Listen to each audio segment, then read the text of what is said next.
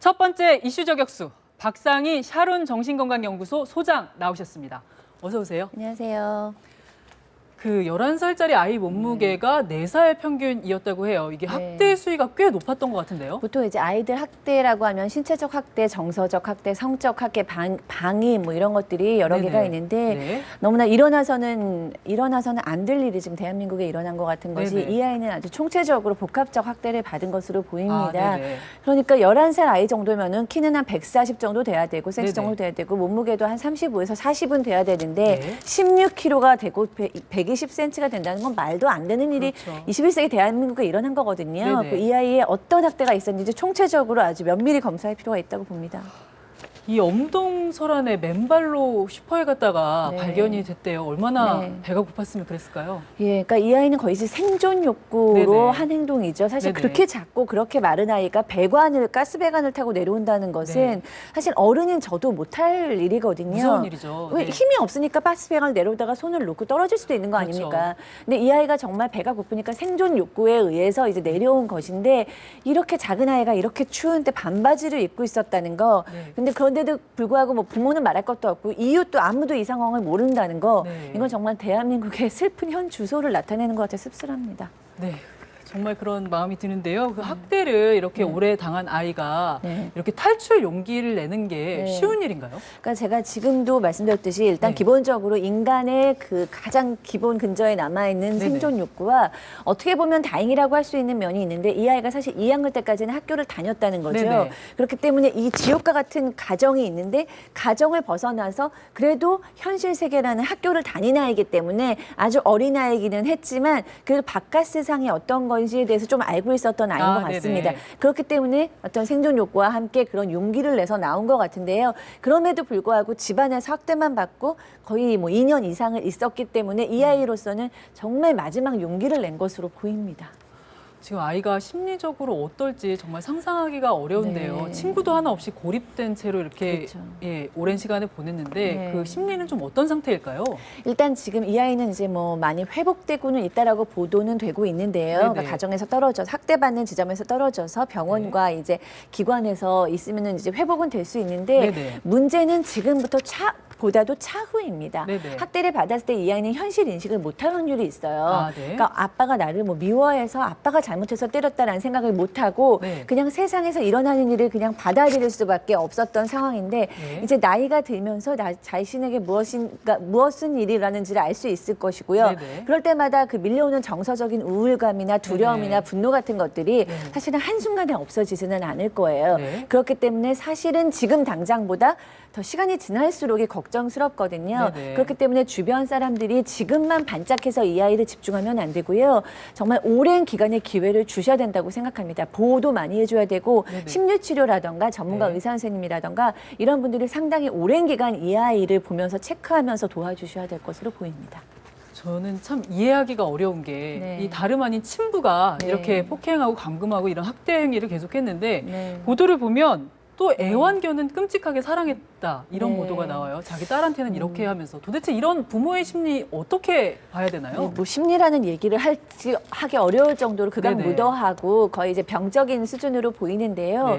일단은 제가 이제 농담을 전혀 안 섞고 이 아이는 정말로 사망에 이를 수도 있었을 지경의 학대를 받은 것입니다. 그렇기 때문에 뭐 이 아버지의 심리가 어떠냐 뭐 이런 걸 따지기 전에 이 아버지는 굉장히 그 범죄를 저지른 것이죠. 범죄를 저지른 것인데 그 범죄 안에는 여러 가지 이유가 있었을 것으로는 보입니다. 뭐 지금 밝혀진 바에 의하면 게임 중독이었다고 나오는데 그 게임 중독이 아주 심각한 상태가 되면은 이게 이제 뇌 손상으로 이루어져서 본인의 의지보다는 뭐 뇌 손상에 의한 어떤 현실 감각이 없을 수도 있고요. 그다음에 이제 또 하나는 본부인과 이혼을 하고 지금 나이를 유추해 보면 아빠가 32살이라고 하니까 20살이나 21살의 아이를 낳았을 가능성이 높습니다. 이제 그러면은 원하지 않던 아이를 낳았을 확률도 있고요.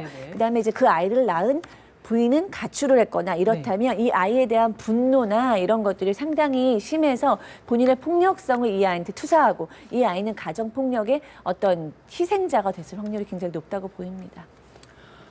이렇게 장기간 이렇게 네. 학대에 노출된 아이, 아까 잠깐 말씀을 해주시기도 했는데 네. 지금 아버지와 이렇게 격리가 된다고 하더라도 네. 아주 금방 나아지기는 좀 어렵겠죠? 네, 이게 이제 심리나 정신이라는 게 눈에 보이는 상처가 아니지 않습니까? 아니죠. 그래서 많은 사람들은 뭐 마음이 아파, 정신이 아파, 그게 뭐가 아파라고 얘기를 할 수 있는데요.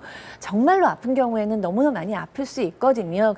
그런데다가 어렸을 때부터 이렇게 감당할 수 없는 폭력에 시달리면 기본적으로 자아 정체감이 흔들립니다. 나는 왜 태어났고, 난 누구고, 나는 왜 맞았고 답이 없죠. 그렇기 때문에 거기에서 오는 자존감 하락이라던가 우울증 같은 것들이 굉장히 심해질 수 있어요. 근데 이런 병은 굉장히 좀 오랜 기간 누군가가 도와서 같이 인내해줘야 되는 병이기 때문에 이 아이 같은 경우는 물론 타고난 기질이 굉장히 좀 긍정적이라던가 또 우리가 알지 못하는 엄마와의 좋은 애착관계가 혹시 어렸을 때 있었다던가 이러면 네네. 훨씬 더 유리하게 좀 회복이 될 수 있지만 네. 만약에 그런 것이 아니라 지금 보이는 모습이 이 아이의 전부라면 네. 정말 많은 기간 동안 많은 사람이 도와주지 않으면 아이가 네네. 감당할 심리적인 충격이 너무 크다고 생각이 듭니다. 그런데 지금 이렇게 이런 상황 같은 경우에는 이제 아버지가 격리가 되면서 사실 네. 보호자가 없어진 상태잖아요. 네. 이런 경우에 충분히 이렇게 치료를 받고 관심을 받고 하는 그런 네. 과정들이 사실 좀 가능할지 좀 의문이 들기도 하는데요. 그래도 우리나라가 아동 학대 건수가 지금 뭐 1년에 10,000건이 넘어간다라는 보고가 네, 있는데요. 10,000건이요? 네, 그렇지만 이제 그럼에도 불구하고 이렇게 심각한 학대를 받은 아동들에 대해서는 여러 가지 제도적으로 아이들을 이제 돌보는 제도가 되어 있기는 합니다. 그렇기 때문에 또 언론의 중심에 있는 아이기 때문에 많은 분들이 관심을 가지고 도와줄 거라는 생각은 드는데요. 네. 그럼에도 불구하고 물론 아이에게 가장 좋은 환경은 엄마와 아빠가 있는 가정이죠. 네네. 그렇지만 이제 안타깝게도 그런 가정이 이 아이에게는 지옥과 같은 가정이었기 때문에 도리어 떨어져서 격리되는 것이 훨씬 아이의 치료를 위해서 낫고요. 그렇기 때문에 저는 바라기를 조금 더 좋고 따뜻한 선생님이 계시고 조금 더 네네. 관심을 가질 수 있는 의료진이 있는 곳으로 네. 어떻게든지 좀 이렇게 선택을 해서 잘 보호받을 수 있도록 해줬으면 하는 바람입니다. 이렇게 아마 장기간 좀 좋은 치료를 받으면서 아이도 조금 나아질 수 있을 것 같은데요. 훨씬 나아질 수 있을 거라고 봅니다. 네네. 네.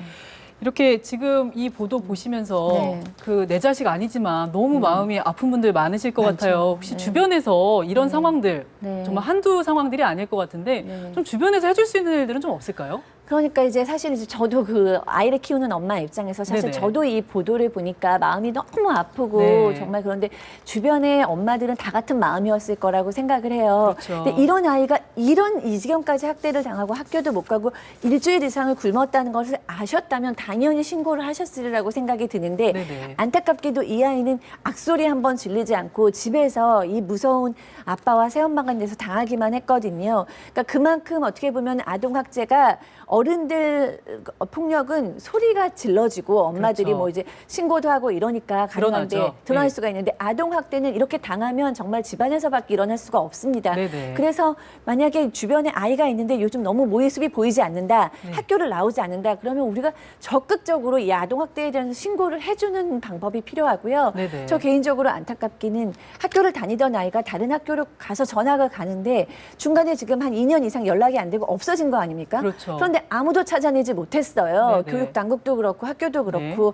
그 아빠 외에 가족들도 있었을 법한데 그 누구도 그렇죠. 없었다는 것에 대해서 결국에는 사회적 개인주의가 낳은 무관심의 문제라고 볼 수밖에 없거든요. 네네. 이런 부분에 대해서 우리가 조금 더 관심을 갖고 이제 아이도 우리나라에 부족하다고 하지 않습니까? 네. 하나의 낳은 아이를 잘 길러야 될 것 같으니까 그 한 아이도 소중한 거죠. 너무너무 소중하죠. 그렇죠. 관심을 정말 갖는 것 외에는 방법이 없고 이 추운 네네. 겨울날에 또 이런 학대를 당하는 네. 아이가 있을까 봐 겁이 나는데 우리 관심을 갖고 적극적으로 신고하고 아이를 보호하고 이런 노력이 더 확장됐으면 좋겠습니다.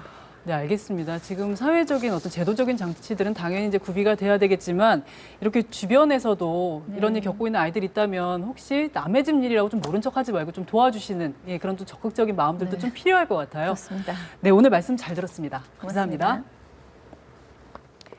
꽃으로도 때리지 말라는 말 괜히 있겠습니까? 어린 시절에 아주 사소한 일도 두고두고 서운한 기억으로 남을 때가 많은데 이 소녀 오죽할까요? 소녀가 마음의 상처를 다 치유하기까지는 아주 오랜 시간이 걸릴지도 모르겠습니다. 소녀가 비록 친아버지에게 끔찍한 학대를 당했지만 앞으로 치료를 받으면서는 주변의 관심 속에서 세상의 온기를 경험하는 순간이 많아지기를 빌어봅니다.